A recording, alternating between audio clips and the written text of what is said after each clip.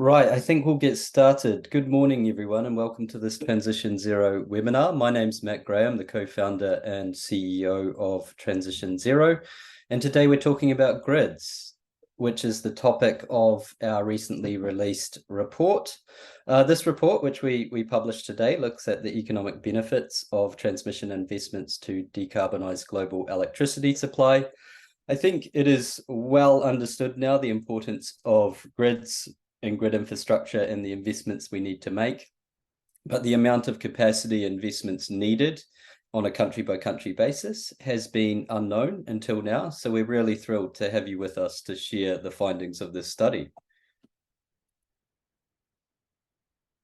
Very briefly, for those of you who don't know TransitionZero, we are a climate data and analytics not-for-profit. We were established in early 2021. And what we do is we build energy transition tools which are accessible and open to a wide range of audiences, regardless of their technical expertise. This analysis that we're presenting today was built on top of our flagship product, which is Future Energy Outlook, which will be releasing at COP in a few days. With regards to the agenda today, so I'm joined by my colleague, Abhishek Shivakumar, who's the head of systems modeling at TransitionZero. Abby was one of the co-authors of this report. He'll be presenting the findings of the analysis, and then we'll be moving on to a panel discussion with industry experts. And in that regard, I'm thrilled to introduce our panel today, which consists of Hyunjung Lee, the senior energy economist at the Asian Development Bank, Panda, who's the Chief Business Acquisition Officer at Sterlite Power, and Marcus Stewart, who is the head of the Green Grids Initiative. Finally, we'll be finishing off by letting you know what our plans are for COP and providing links to all the analysis that we are sharing today. Before I hand over to Abby, please submit your questions via the Q&A icon at the bottom of your screen. We'll aim to answer all of your questions during this webinar. The ones that we don't get to, we'll follow up with you separately after the webinar. And just to note that this webinar will be recorded and we will be sharing it publicly after this webinar. Abby, over to you. Thank you, Matt. Let me just pull up my screen. Matt, I think I might just need you to stop sharing, and then I'll share my screen. Thanks. There you go, Abby. You should be fine now. Yeah, thank you.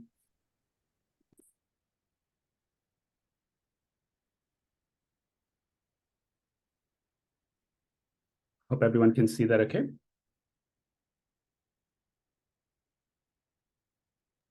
Yep. All right, great. Yeah, hi everyone. My name's Abhishek Shivakumar, head of systems modeling at TransitionZero. I'm really excited to be presenting this study that we've done recently on the potential benefits of a globally interconnected power system. This study was done in collaboration with partners around the world, including Simon Fraser University, the Climate Compatible Growth Program, Dartmouth College, and within the GGI ecosystem. Now, just to start off with, we'll do a bit of a TLDR, as the kids say these days, a too long didn't read. So the kind of headline results from our study are that expanding transmission will reduce the cost of getting to net zero by approximately $3 trillion over the entire modeled period. And we find that many countries in a globally interconnected power system have the opportunity to become net exporters of clean electricity. And finally, we find that this will require several new trade relationships to be established, which is especially important to highlight at a time like now where countries are looking increasingly inwards. Our presentation is going to be structured as follows. So we'll just start with a bit of a background before going into our analysis itself, and then zoom into some specific projects before summarizing some policy insights. So in terms of a kind of background of why we decided to do this study. So it's broadly understood that power grids are critical to any net zero ambitions we have. It's clear to understand that the energy transition will not happen if we don't expand our existing grid infrastructure. This is for a few different reasons. One, already the world's critical infrastructure depends on grids, and this dependence is only growing. There are two main factors behind this. There's increasing demand, with increasing population and affluence. There's increasing power demands, and at the same time, there's an increasing level of electrification of our demand. So a lot of fuel switching from other demands, other commodities to electricity. So combining these two facts, we just need more electrons in our energy system, and to move those electrons around, we need more grids. And this need is there's kind of growing consensus around this need. It's become quite widely acknowledged, this need for grid expansion after many years of probably a greater focus on the supply side. Now both supply and grids are being have come into focus in net zero discussions. There have been several studies recently that point to this need. However, there's still many questions that remain unanswered. So while this need has been understood kind of intuitively and qualitatively, there haven't been too many studies that quantify the need for grid infrastructure on a global scale. To try and answer questions like how much capacity do we need in the grid to get to net zero, by when, which regions are likely to become net importers or exporters who will benefit the most, and to try and get an idea of what the cost of inaction will be as well. In order to carry out studies like this, we need open data and models. So at TransitionZero, where it's our mission to try and provide open data and models to help with energy transition planning in this study, and the underlying model are contributions towards that, because without open data and models, it's difficult to make good decisions effectively and constructively. Now going into our analysis. So just to summarize our model scope. So our model includes 163 countries around the world. And these are represented as 201 nodes or let's say regions.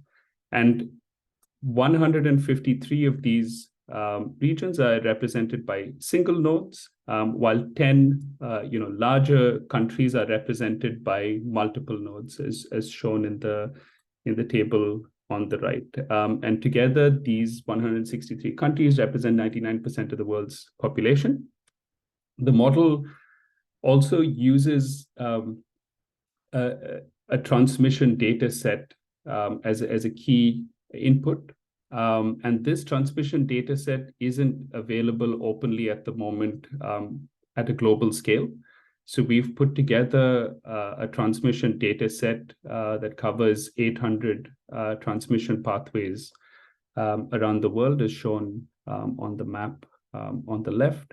And it's important to understand that these are not specific interconnector projects, but they are pathways between different nodes. So what we found, what we've collected is the the costs and losses for each of these potential transmission pathways, as well as the capacities for the existing ones. We then use the model to study two scenarios. So essentially, we're trying to quantify the potential benefits of having a globally interconnected grid. So we took two extreme scenarios. One, in which the transmission capacities between these nodes stay as they are at present. And in the second scenario, the model is allowed to build these transmission pathways, allowed to expand these internode transmission capacities if it leads to lower system costs. In both scenarios, we set a net zero target of 2040, which is to be in line with the International Energy Agency's net zero roadmap. And what we want to get out of these two scenarios is to identify what the potential difference is in getting to net zero with and without this additional transmission infrastructure. So we feed these two scenarios into FEO, or Future Energy Outlook, which is our energy system planning model with global coverage. FEO in turn is built on the Osmosis and Osmosis global modeling framework, quite a widely used open source modeling framework. And this model captures, annual, seasonal, and hourly variations. It has lots of different inputs like the existing capacities, costs, fuel prices, demands, and so on. And what it then produces as its results are the total system costs, capacities of different power plants at different locations, and when they should be built. The same for storage and grids. And finally, the emissions by year and by location. This is not an exhaustive list of the results, but some of the kind of key metrics that we get from this model. The model is a cost minimization model, so it aims to minimize the total system cost over a given model period, which is up to 2040 in this case. Now, moving on to the key findings of our model and of our study. So the headline result that we get is that the scenario without grid expansion is 3 trillion more expensive than the scenario where grid expansion is allowed to happen. And we can see a breakdown of how these costs are, how these cost savings are distributed globally. So while we have the 3 trillion number globally, the share in different parts of the world is quite different. So on the table on your right, the positive values of cost savings show a saving, while a negative value shows an additional cost. So we get these numbers by subtracting the grid expansion scenario, the GUS scenario, from the no grid expansion scenario, the NGS scenario. We get negative costs in some of the regions because with grid expansion, these regions build an overcapacity of renewables. So these extra costs to build this overcapacity are captured. And the reason they seem like costs is because the export revenue is not captured in these numbers. So if we included the export revenue, then there would be an overall positive, likely an overall positive saving across all regions.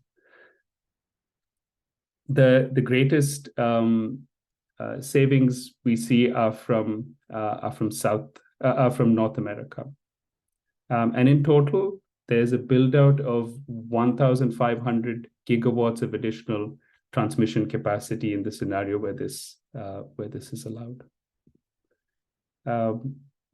Sorry, just another thing I should mention here is, I mean, we've intentionally chosen these two kind of extreme scenarios of no grid expansion and grid expansion, and these aren't meant to be seen as, you know, forecasts or kind of prescriptive of what the future should look like. But instead, we wanted to be able to quantify this entire potential benefit of an interconnected global system. So we chose these two scenarios to kind of bookend what this potential saving or potential benefit could be. The main findings we get from looking at these results on a country-by-country basis. So here in yellow is the capacities in 2021, and in blue is the capacity in 2040. And the circles are the zero carbon capacity at each node, while the lines are the transmission capacity between nodes. And here I should highlight that this shows lines from 1 gigawatt and above. The main findings we get from a high level is that there are some large regional clusters. So there's, notably in North America, Southeast Asia, China, and India, there are these large regional clusters, in addition to Europe, where there's already a quite interconnected grid. And we also find this kind of east-west corridor kind of stretching from East Asia to West Africa. Now, going into each region, focusing on each region. So the regions of India and China, we find have massive build out of transmission capacity in our model results. By 2040, China becomes the largest exporter of clean power globally. But what we find is also that both China and India, despite being net exporters, there is also some import of electricity in both these countries, which indicates that there are these reciprocal exchanges of electricity, as well as these countries potentially acting as hubs for electricity trade between different regions in Asia. Moving on to Southeast Asia, our results confirm the kind of growing momentum behind the ASEAN power grid. We find as well that there's a massive build out of interconnection capacity, transmission capacity between the different countries in Southeast Asia.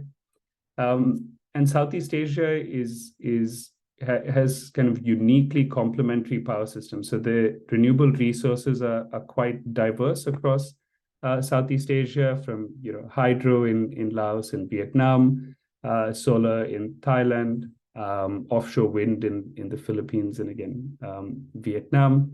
All these complementary renewable resources kind of strengthen the case for an interconnected regional grid. Then moving on to the Middle East and North Africa, the kind of main trend that we find is that the Middle East and North Africa, this region becomes a key hub for electricity trade between Asia, Europe, and Africa. Then moving to Sub-Saharan Africa, we were initially a bit surprised to find that there wasn't massive build out of interconnection and transmission in Sub-Saharan Africa, but this does confirm the results from some other studies which suggest that the solution to get to net zero in Sub-Saharan Africa might be a combination of interconnections and mini grids, so kind of on and off-grid solutions, and we find that this might be the same in our model. There are a few key interconnectors that are built, including the Zizabona, around which there's kind of growing momentum in Southern Africa. In Europe, which is already a very highly interconnected system, the main thing that we find, the main trend we find, are these large links that connected from Northern Africa to allow Europe to be able to import renewable electricity from North Africa.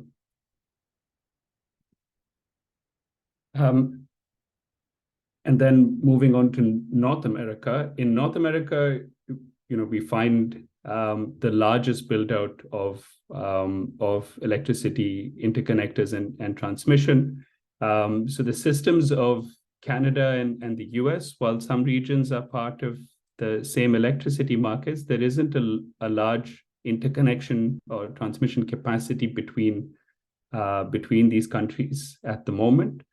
But our model results suggest that under a cost optimal scenario, this increases to 419 gigawatts by 2040, which is a 13-fold increase relative to today. And doing so leads to the largest system cost saving of any region. So this part of the world, these systems are vast and cover large areas. So they particularly benefit from ultra high voltage DC lines that span these vast regions. The kind of main source of renewables in this case, in addition to wind and solar in the US, is offshore wind in Canada. And then finally, our results for Latin America show that there isn't a large build out of transmission or interconnection capacity in Latin America, but what was interesting to see was a kind of backbone, a north-south backbone going all the way from Argentina up to the US, which was an interesting trend, because there is also this question, there's this hypothesis that connecting electricity systems going from east to west, so kind of crossing these longitudes might have a greater benefit to take advantage of the solar time difference as compared to crossing latitudes. So we do find that there's only limited expansion of cross-border transmission, but we do find connection all the way from Argentina up to the US. What we then did was we took our model results, which so in the model we had around 400 different pathways that we considered, and then we focused on 10 of these cables which saw the largest build out in the model, and these we kind of focused on a few and talked about what the potential benefits of these lines could be if they were built. These lines span across the world, from lines connecting different regions in the US, connecting the US to Canada, different regions in India, a line between Germany and the United Kingdom, as well as lines that connect North Africa to Europe, as well as the Middle East to Africa. And in the results we have a capacity for each of these build outs. The thing to stress here is that these capacities are not for an individual cable. So these capacities are aggregated capacities that may span multiple routes that connect to different nodes or regions. So while the capacities seem large, they are aggregated capacities between countries, rather than a single cable. And so we ranked these from which lines had the kind of largest build out to the smallest build out across these different regions. Finally, to conclude with our main policy insights. So we did find that we confirmed this need for transmission infrastructure to be expanded if we are to get to net zero at the lowest cost possible. But we've been hearing recently about these grid connection queues, and so this just adds to the need for reforming transmission planning and permitting urgently. The International Energy Agency mentions timelines of 7 to 13 years to get planning and permitting and construction done for grid infrastructure. A second point to make is that together with supply infrastructure, there is a need to set long-term national targets for transmission as well. We need to build transmission and clean electricity supply in lockstep. We can't have a situation where one is built kind of waiting for the other. And in order to try and attract more investments to grid expansion and transmission infrastructure, it's important to identify and highlight which are potential no-regret investments. And we believe models such as ours can help to identify which these projects could be. And you can try and identify where you'll get the most bang for your buck. So the most cost-effective lines with the greatest returns, as well as the highest decarbonization potential. There's kind of growing focus on the material requirements for the net zero transition as a whole, and grid infrastructure expansion is no different. So these kind of critical materials and their supply chains will need to be prepared together with the labor force if the grid expansion needs to be carried out at the scales we're seeing in our model results. Grid infrastructure often suffers from the issue of NIMBYism, which in some places I hear has become banana, which is build absolutely nothing anywhere near anyone, and so grid infrastructure planning will especially need to take stakeholder inputs into account when planning transmission routes. And then finally, a lot of these projects are sensitive projects and will eventually be realized if there's the political will to do these projects. And in order to identify that, we need to assess which trade relationships have the potential and the political will to realize these cross-border transmission projects. Thank you very much. Thank you, Abby. We might just stick with your screen sharing if that's okay. Do you want to move to the next slide? Yes, and before we go to the panel discussion, just want to echo Abby's comments and would like to thank our partners who helped with this study that we're presenting today, and in particular the database of large transmission projects which they put together. Without that database, this study would have been impossible to do, and we're looking forward to sharing that database in Q1 next year. Now we're going to move over to the panel discussion. How we're going to do this is I'm going to call on each panelist to give some reflections on the report, and then we'll ask one or two questions to them.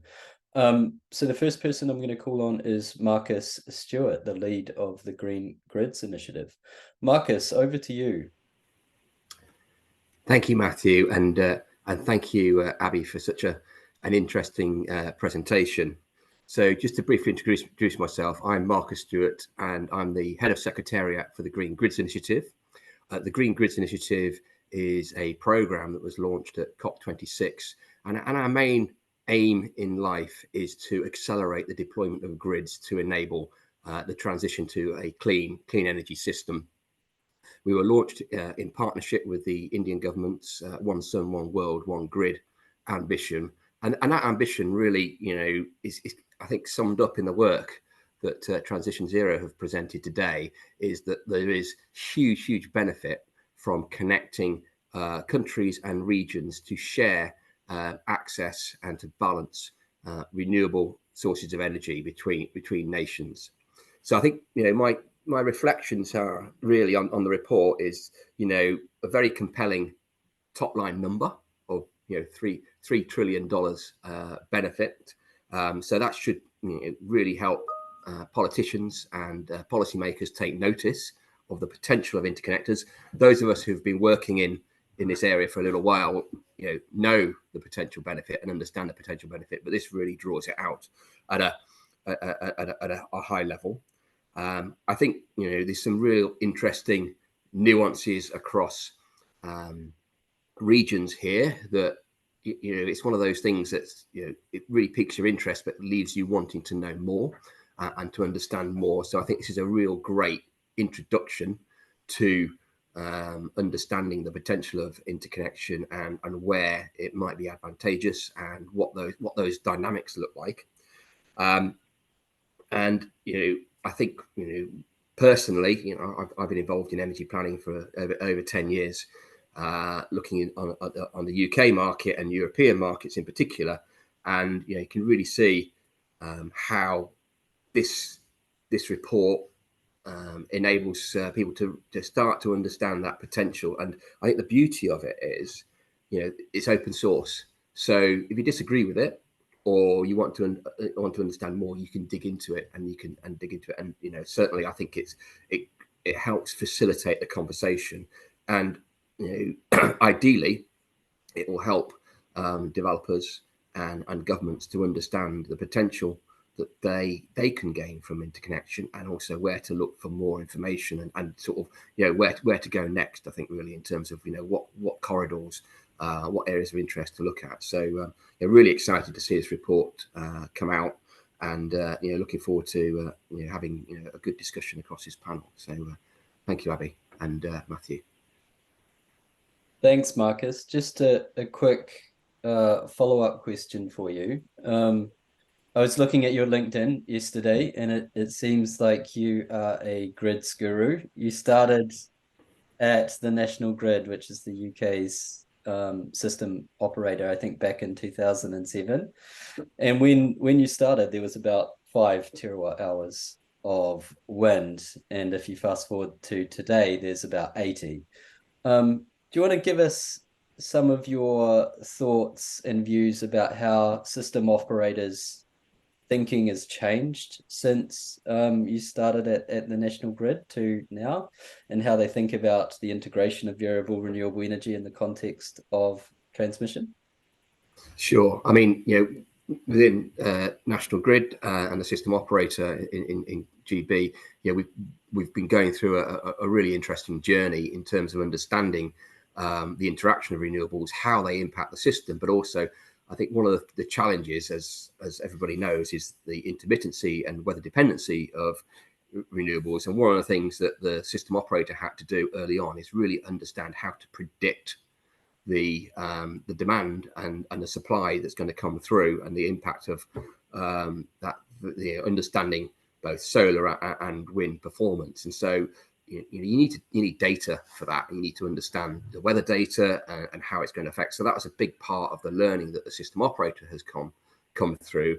And with that learning, we've got better forecasting, which allows you to, I guess, run the system with higher levels of renewables because you've got more confidence about how it's going to operate. So that's one thing. And another thing that, within the GB market, that the system operator has, a stated ambition to be able to operate the system carbon free by 2025. And that it means that all the tools in real time that the system operator needs to use have to come from carbon free resources. So there's a lot of work, and there's a real strong plan in place to get the ancillary services so that are required, so voltage support, congestion management, black start, and all those things from non-fossil sources, because traditionally high inertia systems and flexible gas and coal generation provide those services. So we've got new market models to get those services from wind and solar, but also battery, and also through interconnection as well. So there's been a real journey which we're on, and as the system operator is on, and we'll continue to make sure that the way the grid can operate, it won't be bringing on any extra carbon to balance it, and then the market will be deciding what the energy mix looks like. And it's all those tools that they use will be from clean sources, and that's a real journey that the system operator is going on at the moment. It's a journey that all system operators will have to go on, and one of the things that we're doing within the Green Grids Initiative is taking learning like that from GB and from other markets and sharing it much more widely through a sort of a product that we're developing. We're actually launching at COP called the Electricity Transition Playbook, which takes the learning and thinking around grids, interconnections, and energy system and electricity systems generally, and how to plan and deploy them, and sharing that best practice. And I think that's one thing, work like this, and getting involved in the global community. There's lots of people working on these kind of issues. If we can pull that knowledge, we could all move further and faster together. So this report just adds into that whole conversation, really. So like I say, super interesting, and as a I guess a grids person, very interested, and a data person, I always want to dig more into it as well. But I'll leave that to others, and I'll hand back to you, Matthew. Thanks, Marcus. And just one final question, which is around geopolitics, that got asked by one of the participants, which is, how do we think about geopolitics in the context of this study? Is it going to make interconnection more challenging, or will it actually help the build out of transmission and increase collaboration amongst key partners? Could you provide some context there? Sure. Yeah. Well, I think, one thing, the more information that's available to you, the better the decisions you can make. So having more information around this and more clarity has got to be helpful. Even if it says this is positive, this is negative, you've got a level of understanding. So I think that's one thing that's really important, because many countries and do not know the full potential benefits of interconnection or have that level of detail at the moment. The second thing that when I was reflecting on when I was looking at the report and listening to Abby, is that we're going through an energy transition globally, but individually as countries, and it reminds me of the various states of dependency that you as an individual or you as a country can be. And I don't know if you've read Stephen Covey and his 7 habits, but he talks about 3 levels of dependency. You start off very, very young, you're very dependent, and that's how maybe some countries are dependent on fossil fuels and dependent on importing that from various states. You move to a level of independence, and that seems to be the ambition of a lot of countries, to become energy independent.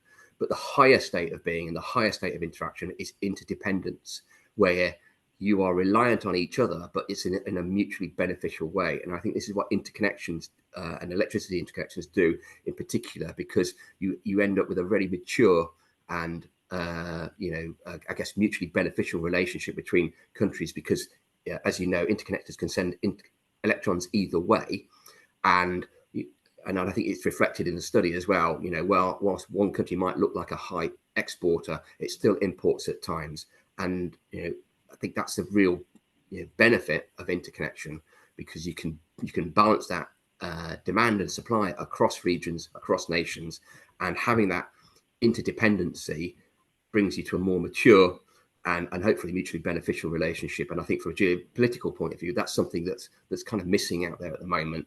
We get these very polarized views, and so without wanting to get too dewy-eyed about it, good grids and good interconnectors have an opportunity to make us good neighbours and greater benefit globally and mutually. So I think that this is a real opportunity if politicians can get behind this and realise that.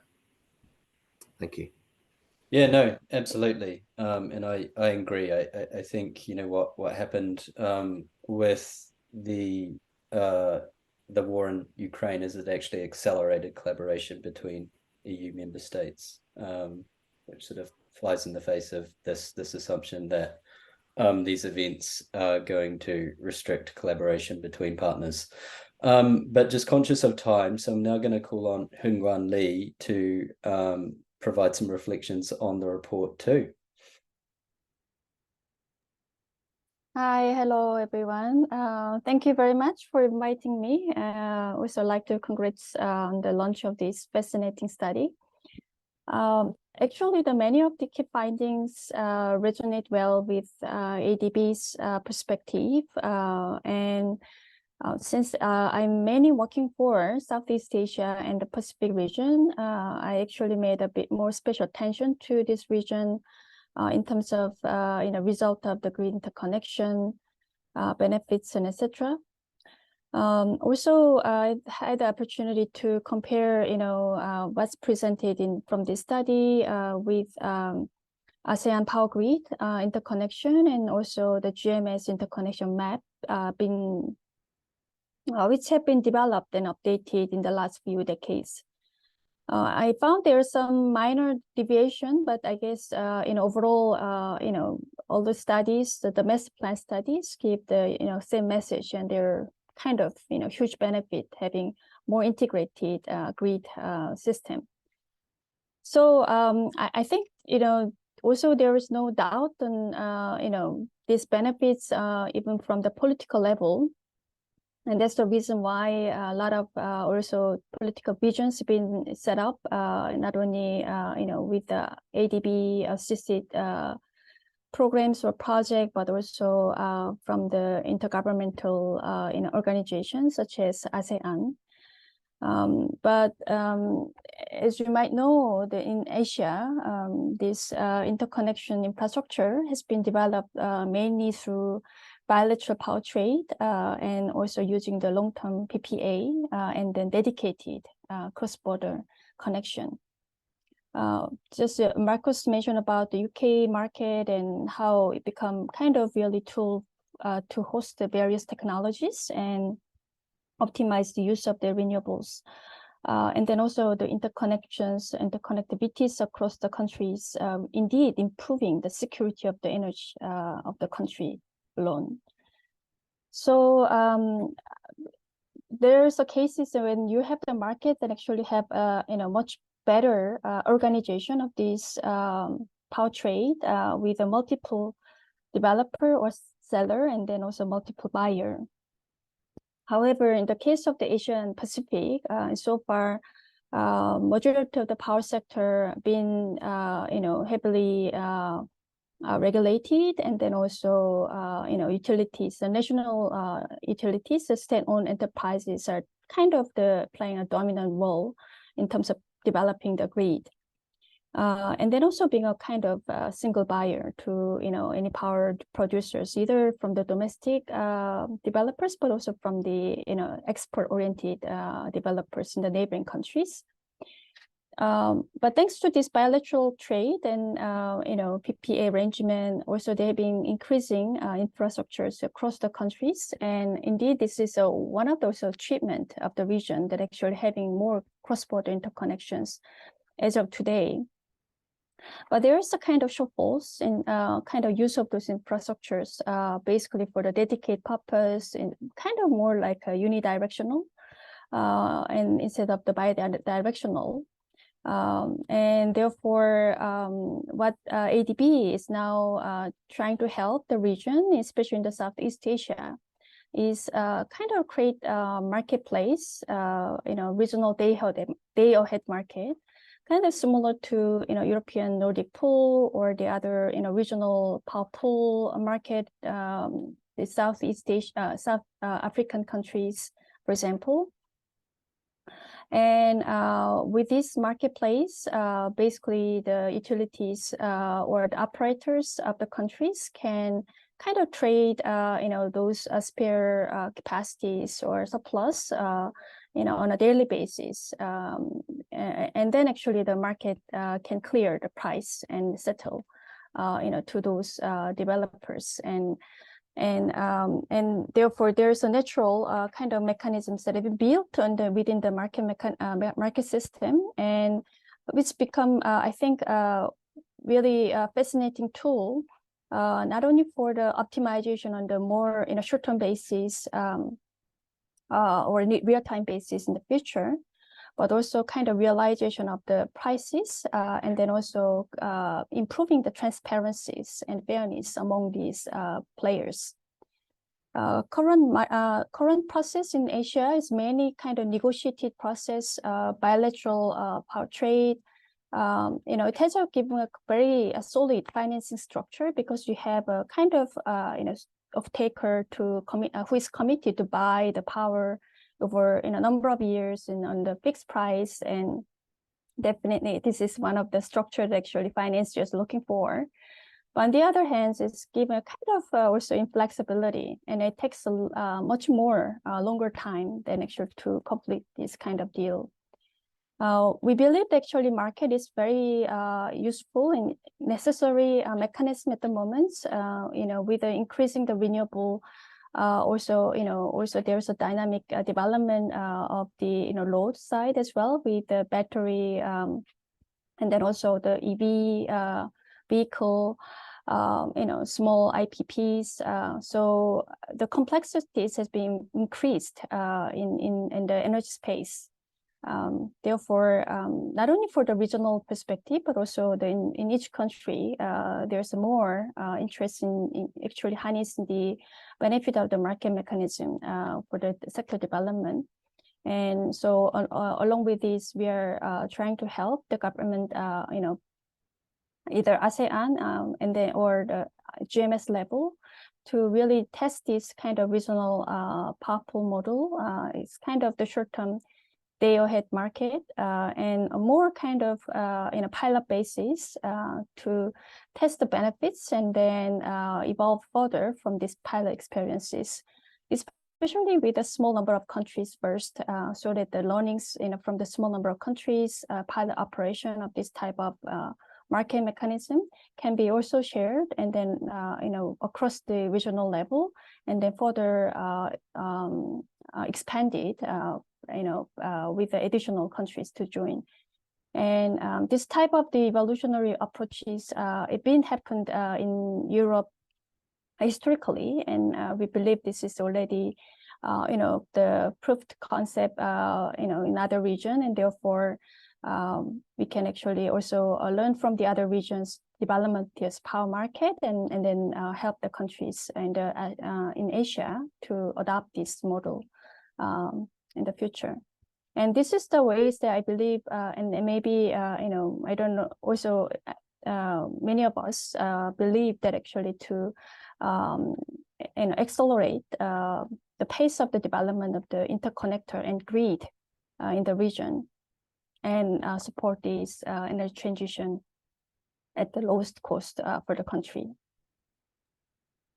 Thank you for those comments, really insightful. I just have one quick follow-up question, just also conscious of time. I want to save some time for NK. But what is ADB's process for financing interconnectors? Bit of a dumb question, but I think a lot of people on this call would probably benefit just from a bit of a one-on-one.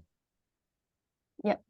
Okay, so ADB, we have two financing mechanisms. One is with the sovereign financing. It's working with the government. It's kind of government guaranteed loan and given to like the national utilities, and those utilities and develop the grid, or it's the interconnector, or it's in national grid. And the other approaches is the private sector financing, and both cases have a different kind of due diligence criteria. In the case of sovereign financing, of course, it's the government guaranteed approaches, and therefore it's kind of really value more on economic benefit, on a sector-wise or country-wise. In the case of the private sector financing, definitely it's actually has to be more similar to the commercial financing. So, there's a kind of consideration for the risk, kind of allocations and risk mitigations measures. And especially in the case of the cross-border kind of infrastructure is engaging the different jurisdictions and country governments, and therefore, kind of strategic government kind of framework agreement between, kind of G2G type of arrangement, either MOU also is going to be needed. Also kind of more stable revenue streams also is important. As I mentioned, this is why many of cross-border infrastructure project financed basically based on the long-term PPA structure and dedicated infrastructure to the IPP project. And then also, there's a kind of concession agreement has to be built, to ensure this stability of these incomes to come over the lives of the assets. There are several other, of course, typical criteria, looking to the off-taker risk and etc. But this is more like a commercial transactions. It could happen in any circumstance and from commercial financing landscape. So this is a kind of usual way of ADB's financing modality. Going forward, in our views, kind of the ability to borrow, from the government guaranteed loan, from the state-owned enterprises is going to be limited. Not only financing capability, but also their technical, kind of capacities to really not only looking into the national grid expansions, but also the cross-border interconnection. I think private sector involvement, either as an investor or operator, is going to be very critical. And going forward, this is one of the areas that also ADB is trying to help the government or countries to set up kind of PPP mechanisms to attract the more private sector to participate in the investment in the grid. Excellent, thank you. I'll now call on NK Panda from Sterlite Power. Over to you, NK. Hi everybody, and congratulations for the launch of this interesting report on cables to change the world. I think pretty interesting, and congratulations to you, Matt, Abhi, and the entire team for this beautifully written and researched piece of article, I would say. So, a little bit about, before I move on, why this report's finding is of interest to us. And a little bit of introduction about myself. I'm the Chief Business Acquisition Officer at Sterlite Power. Sterlite Power is one of India's leading private developer of transmission projects, and also is significantly present in Brazil. Most of our biggest projects, almost all our projects are awarded through a competitively tendered public-private partnership mode, which is very, very unique to India and Brazil. We have developed around 20,000 circuit kilometers of transmission lines across India and Brazil.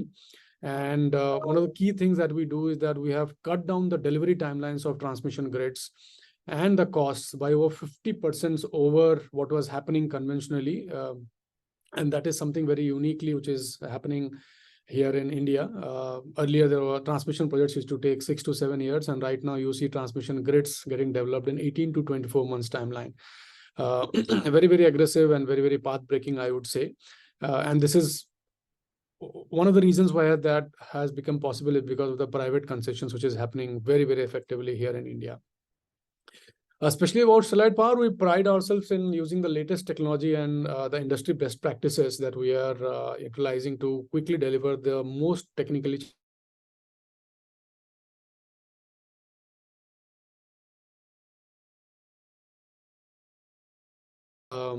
in northeast part of India, which is very, very tough, completely mountainous with a lot of rains happening.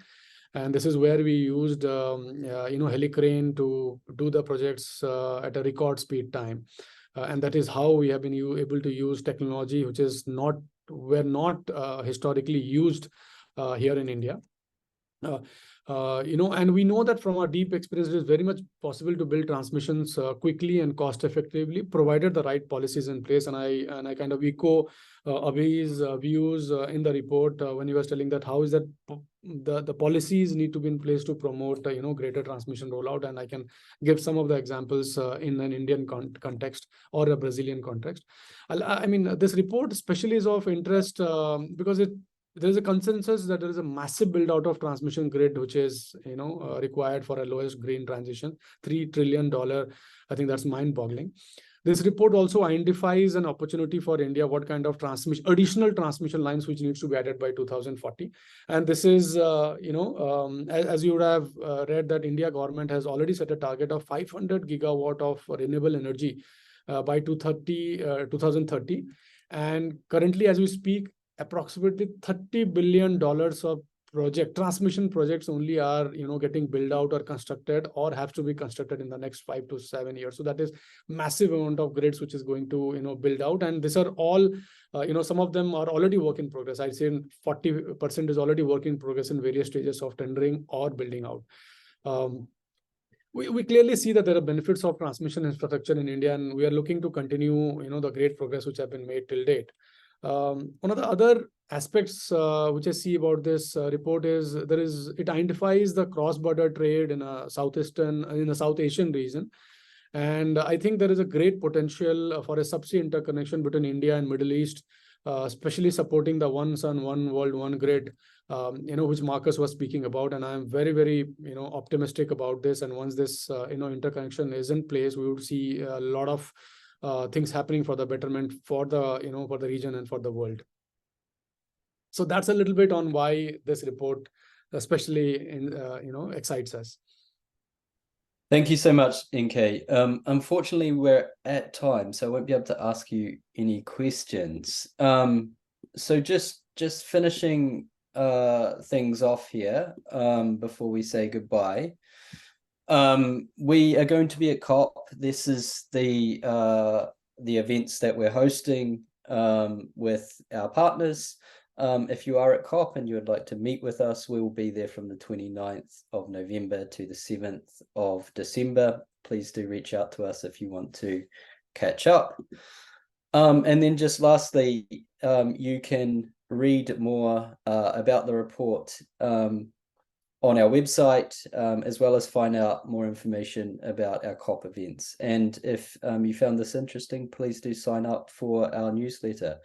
And on that note, I'd just like to thank Abhi and our panelists for this great webinar today, and thank you everyone for attending.